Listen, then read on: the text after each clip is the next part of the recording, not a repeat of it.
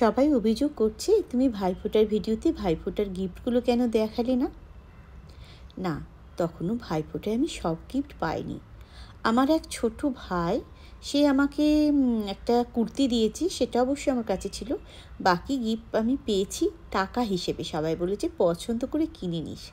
তাই এই খাওয়া দাওয়ার ভিডিও দেখে সবাই বেশ রাগ করছিল। তাই আমি আজ কি কিনেছি ভাইফোঁটার টাকাতে সেটা দেখিয়ে দেবো চট করে।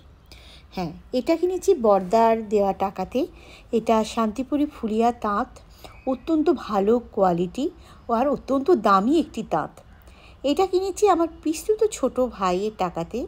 এটা অ্যাপ্লিক ওয়ার্ক, গামছা অ্যাপ্লিক ওয়ার্ক। আর গামছা জিনিস আমার খুব ভালো লাগে।